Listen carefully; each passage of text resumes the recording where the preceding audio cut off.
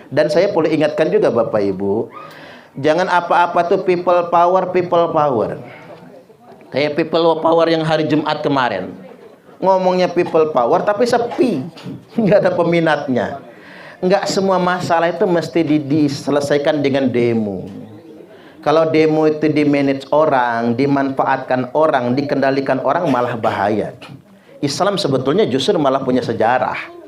Kan kita ini begini, demo-demo belakangan ini kan selalu diboncengi slogan-slogan Islam kan, pakai bendera-bendera Islam. Demonya juga habis sholat Jumat. Tujuan demo habis sholat Jumat apa? Biar orang habis Jumatan ikut demo. Jadi orang habis Jumatan ingat Allah malah mikirnya demo, kan salah itu. Enggak pas sebetulnya Bapak Ibu. Kita sudah punya sejarah pahit. Perang Jamal, perang saudara pertama dalam Islam itu 18.000 korban jiwanya. Itu gara-gara apa? Gara-gara demo. Khalifah Utsman bin Affan dibunuh gara-gara apa? Gara-gara demo 40 hari 40 malam. Gara-gara demo. Perang Siffin, korbannya berapa? 80.000 Jawa Malaya. Gara-gara apa? Ya gara-gara demo. Makanya hati-hati. Kadang-kadang yang demo kayaknya ikhlas, walaupun ada juga Pak, karena nasi bungkus ada juga tuh ya. Ya katakanlah ikhlas yang demo ikhlas, tapi ingat aktor-aktor intelektual di balik layar ini yang mengarahkan mereka untuk kepentingan yang salah. Hati-hati, jangan mau di-manage orang, jangan mau dikendalikan orang, jaga persatuan dan kesatuan.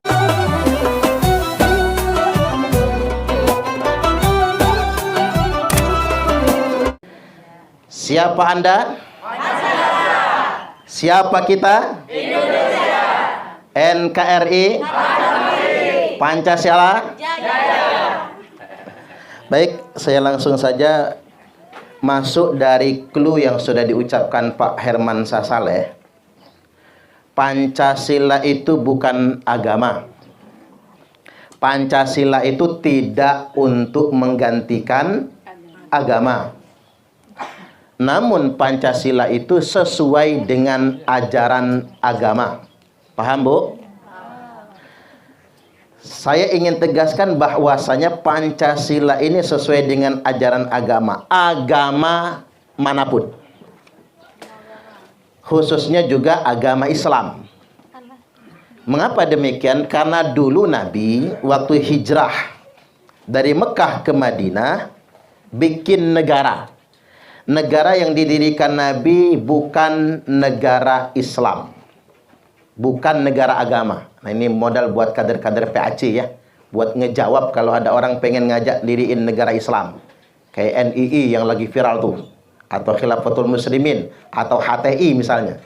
Nabi tidak pernah mendirikan negara agama. Negara yang didirikan Nabi negara kesepakatan. Persis dengan Indonesia. Indonesia ini juga negara kesepakatan. Jadi bukan negara agama. Dan dasar negara Nabi bukan Al-Quran. Nah ini keren nih, harus pintar ngejawab. Kan orang-orang yang ingin mendirikan negara Islam itu kan dengan alasan Indonesia ini negara kafir, negara Tauhid. Karena dasarnya bukan Al-Quran. Padahal Nabi juga bikin negara bukan Al-Quran dasarnya, tapi Sahifatul Madinah, bahasa kitanya piagam Madinah. Nah ini dijiplak oleh pendiri bangsa kita. Kita bikin negara kesepakatan. Dasar negaranya Pancasila 1 Juni 1945. Jadi benar kita buat Pancasila. Adanya juga Undang-Undang Dasar 1945 itu nyontoh Nabi. Karena begini Bapak Ibu, kalau Al-Quran jadi dasar negara, berarti Al-Quran jadi konstitusi. Kalau Al-Quran jadi konstitusi, konstitusi itu bisa diamandemen, bisa diotak-atik, bisa diubah-ubah. Kira-kira ada nggak yang berani mengamandemen Al-Quran? Nggak ada yang berani kan? Makanya orang yang ingin menjadikan Al-Quran sebagai ideologi, ingin menjadikan Al-Quran sebagai konstitusi, itu sama saja sudah ingin merendahkan Al-Quran itu sendiri. Jadi cerdas-cerdas pendiri bangsa kita itu bagaimana mengambil keteladanan dari Nabi. Nah selanjutnya kita lihat sila per sila. Sila yang pertama, ketuhanan yang Maha Esa, itu Al-Quran. Qul huwallahu ahad. Al-Ikhlas ayat yang pertama. Apal enggak? Apal. Sila yang kedua, kemanusiaan yang adil dan beradab. Innallaha ya'muru bil adli wal ihsan. Al-Quran surah An-Nahl ayat 90. Sila yang ketiga, persatuan Indonesia. Wa'tasimu bihablillahi jami'an wa la tafarraqu. Al-Quran Ali Imran ayat 103. Sila yang keempat, kerakyatan yang dipimpin oleh hikmat, kebijaksanaan dalam permusyawaratan perwakilan. Wa amruhum syura bainahum. Surah Asy-Syura ayat 38. Al-Quran juga.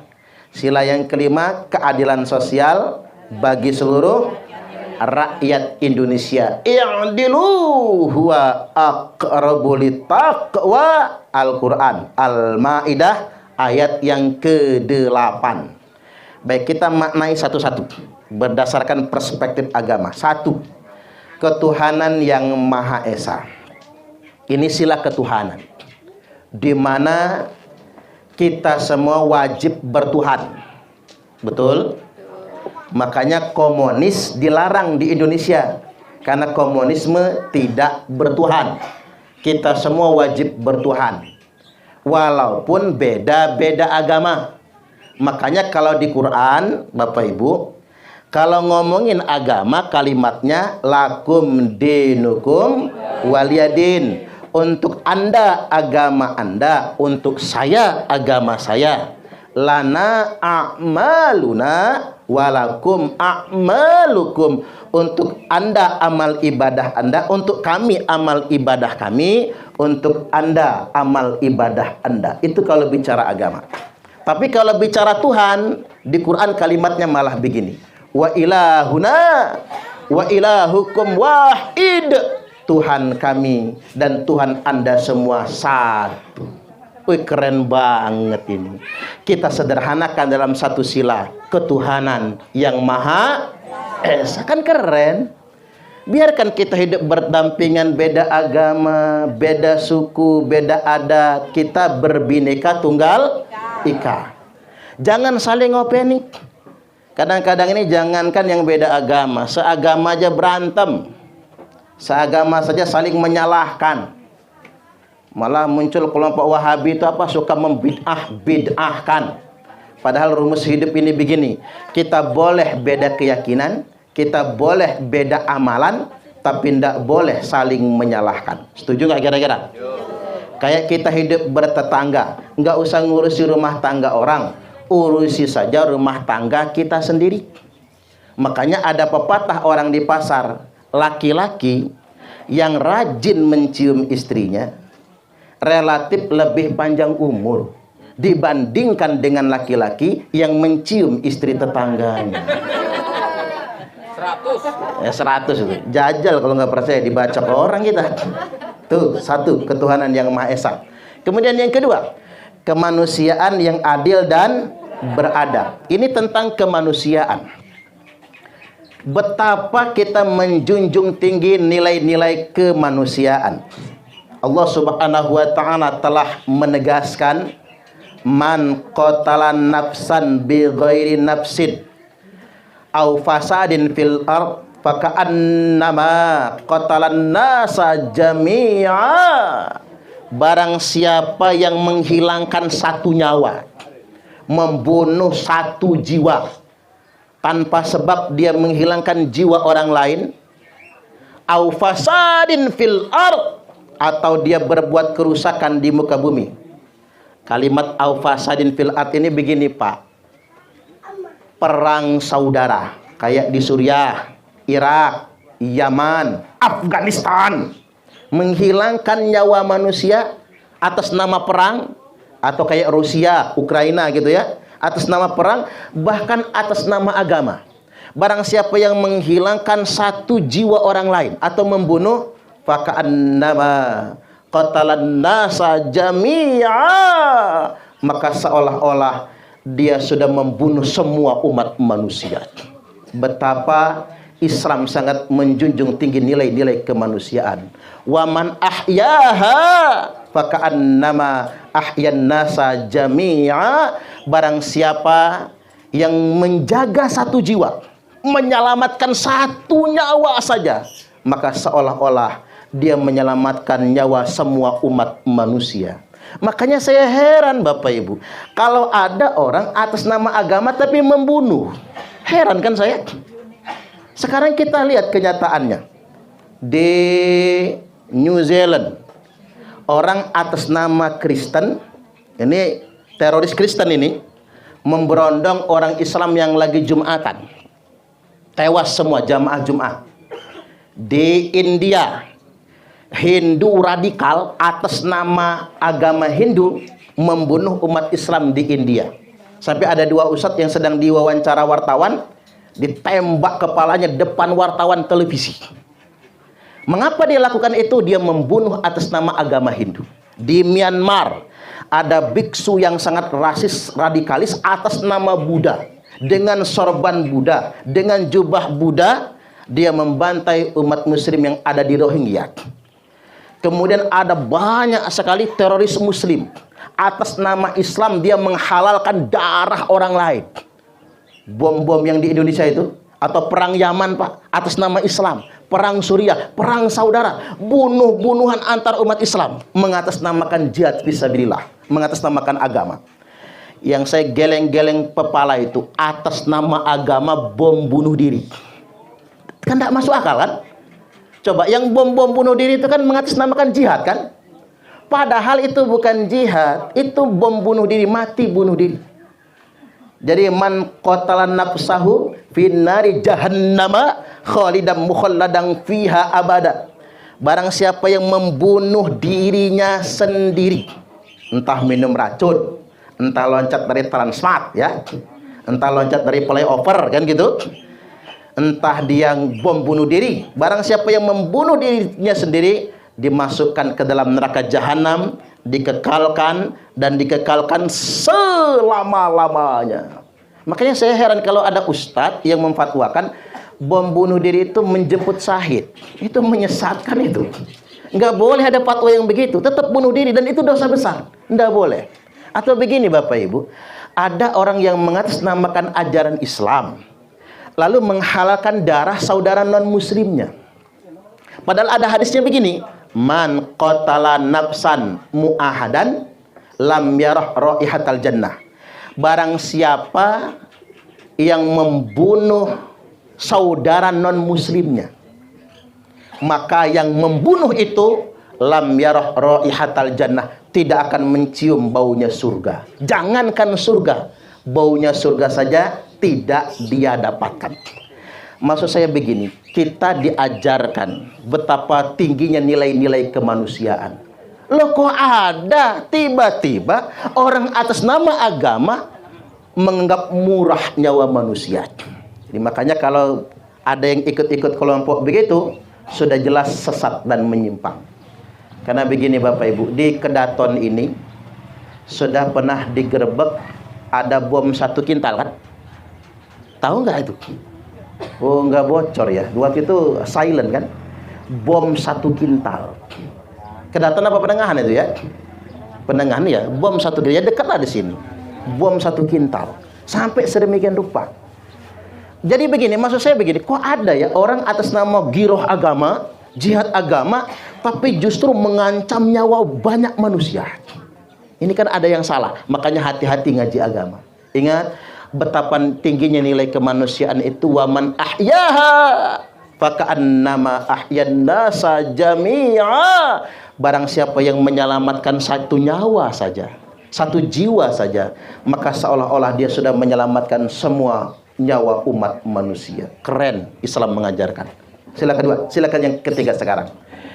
Persatuan Indonesia. Begini Bapak Ibu, kita punya kewajiban menjaga persatuan dan kesatuan. Setuju nggak kira-kira? Ini tahun politik. Manusia itu nggak bisa sama pilihan politiknya, betul? Bukti yang paling konkret, saya dan istri saya itu beda pilihan politik. Di 2014 dia pilih Prabowo. Di 2019 dia pilih Prabowo, saya Jokowi.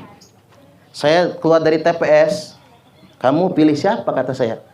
Prabowo lah 02. Bagus kata saya. Saya 01. Jadi saya ini kecebong, dia kampret. Jadi anak saya apa dong? Kecepirit berarti ya. Apa saya berantem, Pak? Enggak berantem. Saya enggak mau lantas kemudian gara-gara kamu enggak ikut suami, maka uang belanja saya stop. Nanti dia jawab, gara-gara uang belanja di stop, jangan masuk kamar. Kena boikot sayanya. Suami istri aja bisa beda loh. Tapi saya nggak bisa memaksa dia, Pak. Saya nggak bisa mengultimatum dia. Itulah perbedaan kan? Kita nggak bisa memaksa orang untuk sama. Bertetangga juga begitu. Nanti ada yang partainya PDI, ada yang non PDI, misalnya PDI Perjuangan. Itulah perbedaan pendapat. Termasuk nanti Pilpres 2024. Siapapun presiden terpilih sudah ditakdirkan oleh Allah. Setuju nggak kira-kira? Entah Pak Ganjar Pranowo, entah Pak Prabowo Subianto, entah Pak Anies Baswedan, yakin percayalah, yang menang dan terpilih sudah Allah takdirkan. Tapi mohon maaf, ini bukan kampanye ya. Kalau saya Bapak Ibu maunya saya yang jadi presiden itu. Kalau saya jadi presiden, ingat janji saya. Masyarakat Sidodadi ini tak ajak pengajian ke Istana Negara semua. Ini Yuriko tak jadiin Menteri Pemuda Olahraga. Bu Kosti langsung Ketua DPR RI. Pak Herman itu jadi Menteri Dalam Negeri. Ustadz Enjat Menteri Agama. Siapa yang memilih saya ya Bu ya? Hancur negara saya tuh kalau saya yang jadi presiden kali ya. Biarkan perbedaan tuh, biarkan saja. Biarkan perbedaan itu kita buat guyonan sajalah. Ada yang milih Pak Ganjar, ada yang milih Pak Anies, ada yang milih Pak Prabowo, guyon-guyon saja. Ada yang milih PDI Perjuangan, ada yang partai lainnya, enjoy saja. Tidak perlu saling memusuhi satu sama lainnya. Dan saya perlu ingatkan juga Bapak Ibu, jangan apa-apa tuh people power. Kayak people power yang hari Jumat kemarin. Ngomongnya people power tapi sepi. Nggak ada peminatnya. Nggak semua masalah itu mesti diselesaikan dengan demo. Kalau demo itu di-manage orang, dimanfaatkan orang, dikendalikan orang, malah bahaya. Islam sebetulnya justru malah punya sejarah. Kan kita ini begini, demo-demo belakangan ini kan selalu diboncengi slogan-slogan Islam kan? Pakai bendera-bendera Islam. Demonya juga habis sholat Jumat. Tujuan demo habis sholat Jumat apa? Biar orang habis Jumatan ikut demo.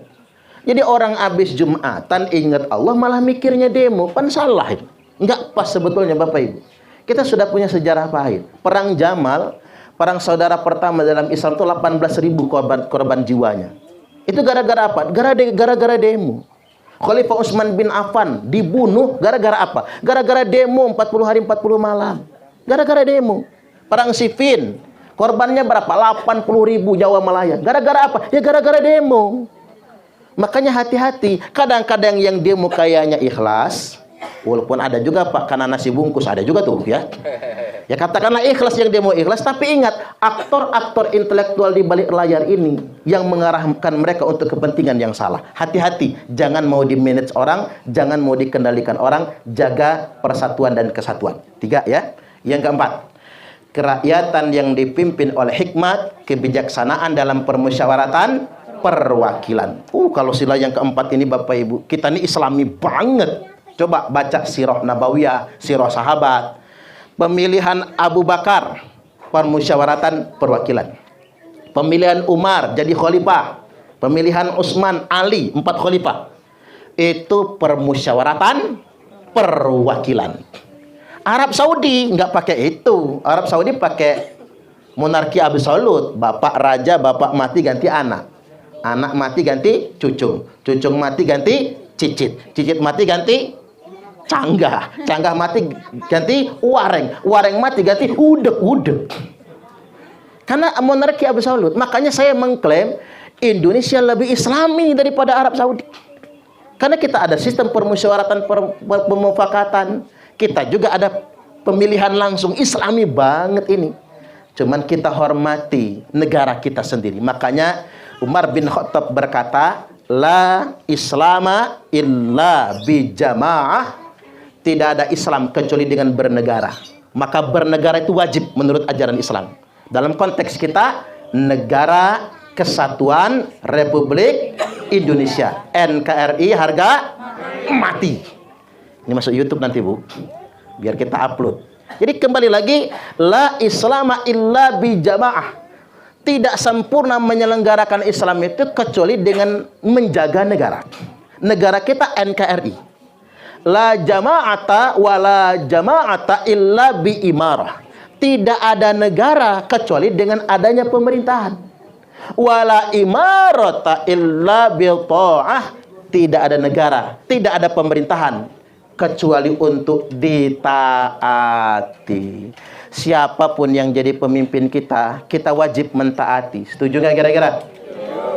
Walaupun katanya Pak Jokowi pelongak-pelongok, mukidi, endeso, ada yang menghinanya apa? Jokodok, na'udzubillah. Ada yang nyebutnya apa? Fir'aun. Tapi luar biasa Bapak Ibu. Yang katanya endeso, yang katanya mukidi, yang katanya pelongak-pelongok, bikin tercengang semua pemimpin dunia internasional. Indonesia ini kalau nggak ada aral merintang Bapak Ibu, tahun 2045 nanti akan sejajar dengan semua negara maju di dunia ini. Tepuk tangan dulu. Betul, syaratnya cuma dua. Masyarakatnya jangan chaos. Jangan chaos. Yang kedua, tidak ada invasi dari luar negeri. Makanya begini Bapak Ibu, berbagai macam provokasi kayak 2019 ya, yang mendorong kita untuk chaos, sebetulnya untuk menghambat. People power itu sengaja dilakukan untuk menghambat kemajuan Indonesia. Sekarang Bapak Ibu, IMF menekan Indonesia. Gara-gara apa? Indonesia melarang ekspor nikel. Oh, semua negara teriak. Tapi Pak Jokowi konsisten. Kalau presidennya bukan Jokowi, nggak mungkin berani itu. Konsisten. Larangan ekspor nikel, larangan ekspor bauksit, larangan ekspor batu bara, larangan ekspor minyak kelapa sawit. Freeport diambil alih. Ini sungguh luar biasa, Pak. Makanya Pak Jokowi membangun Papua, membangun seantero Indonesia, Bapak Ibu. G20, G20, dunia tercengang. Artinya kita punya presiden deso, tapi kiprahnya diakui dunia internasional. Mudah-mudahan Pak Jokowi panjang umur. Dan muncul penerus Pak Jokowi yang lebih hebat dari Pak Jokowi. Allahumma amin. Sekali lagi, la wala imarata illa bi ta'ah. Tidak ada pemerintahan kecuali untuk ditaati. Jadi kalau ingin kita maju, jadilah rakyat yang taat kepada pemerintah, suka atau tidak suka. Man kariha min amirihi syai'an falyasbir. Barang siapa yang enggak suka dengan pemerintahnya, barang siapa yang enggak suka dengan kebijakan pemerintahnya, sabar. Sabar. Fa innahu man kharaja minas sultani sibron. Karena barang siapa yang keluar dari ketaatan kepada pemerintah walaupun cuma sejengkal, ngelawan pemerintah, famata mitatan jahiliyah, maka apabila dia mati, matinya mati jahiliyah. Mati dalam keadaan melawan pemerintah yang sah, bukan mati syahid, tapi mati sangit. Terakhir, nomor 5, keadilan sosial bagi seluruh rakyat Indonesia. Saya ingin petakan dua hal ini. Pertama, trias politika, eksekutif, legislatif, nah Bu Kosti yang legislatif, dan yudikatif, penegak hukum. 3 ini adalah pemimpin kita. 3, baik eksekutif, pemerintah, presiden, sampai ketua RT, katakanlah.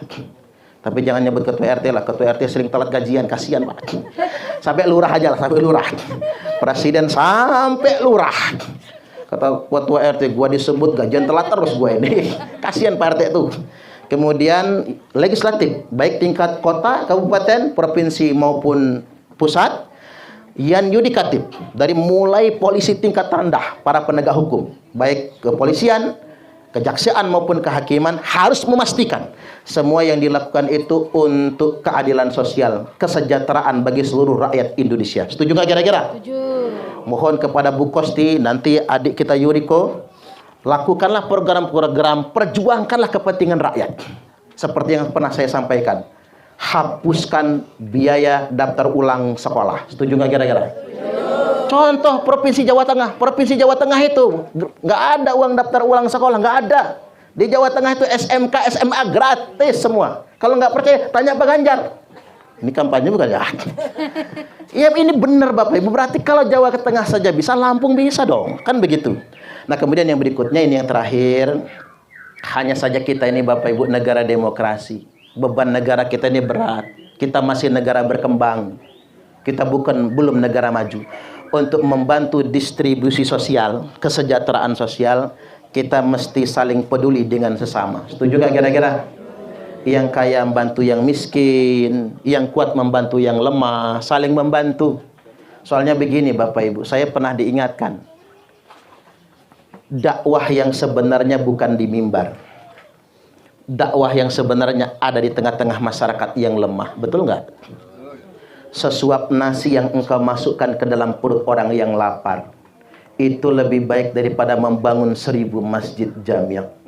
Berhentilah dulu orang Islam itu berlomba-lomba mempermewah masjid. Lihat ada tetangga yang nggak kebeli beras. Lihat ada tetangga yang nggak bisa bayar sekolah. Lihat ada tetangga yang nggak bisa bayar sehariah di pondok pesantren. Penting kepedulian kita akan sesama, saling membantu. Tangan di atas lebih baik daripada tangan di bawah.